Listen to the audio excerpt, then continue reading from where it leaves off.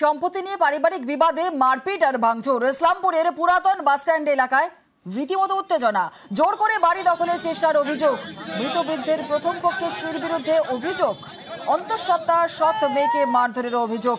এর প্রতিবাদে রাস্তা অবরোধ করে টায়ার জ্বালিয়ে চলে বিক্ষোভ।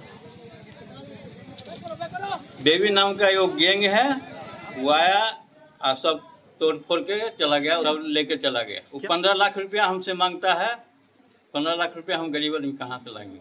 वो जगह लेगा, जबरदस्ती जगह बोलता है हमको देने की। जगह तो हम मेरा नाम से है। वो दावी करते थे जो हमारे দোকান লাগবে আমার, মানে ও যে বলে আমার পাতি লিখে গেছে। যে বয়স্ক ভদ্র মহিলা, তার কেউ নেই, তার এক ছেলের বউ আছে।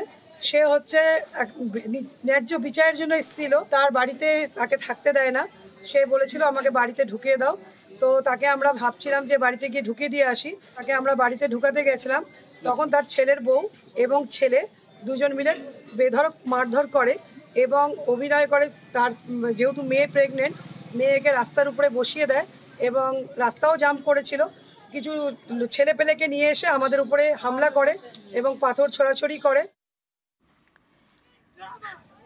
সৎ মেয়ের অভিযোগ খারিজ বিহারের বৃদ্ধার। তাঁকেই মারধর করা হয়েছে বলে পাল্টা দাবি সৎ মায়ের। বিহারের বৃদ্ধার পাশে স্থানীয়দের একাংশ।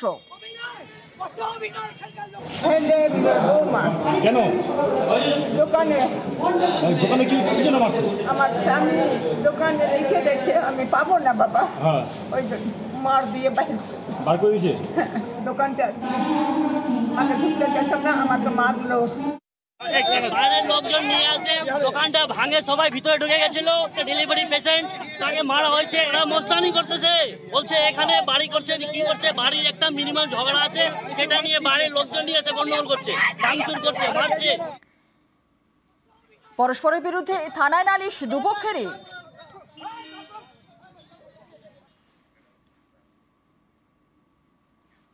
আসছি পরবর্তী খবরে। পঞ্চায়েতের কাজে বরাত পেতে কারসাজি। বেগুনি পঞ্চায়েতে এমনই চাঞ্চল্যকর অভিযোগ। ঠিকাদারের বিরুদ্ধে নকল শংসাপত্র জমা দেওয়ার অভিযোগে সরব পঞ্চায়েত প্রধান। অভিযোগ মানতে নারাজ ঠিকাদার।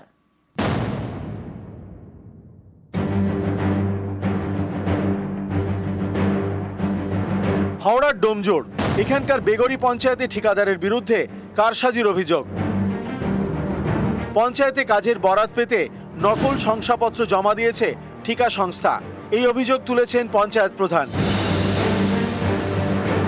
সুভাষ ঘোষ। এই ঠিকাদারের বিরুদ্ধেই শংসাপত্রে কারসাজির অভিযোগ। বেগরি পঞ্চায়েতের প্রধানের দাবি, স্ট্রিট লাইট বসানোর কাজের বরাত পেতে জেলা পরিষদে শংসাপত্র জমা দেয় ঠিকা সংস্থা। সেই শংসাপত্রটি নকল বলে জানিয়েছে হাওড়া জেলা পরিষদ।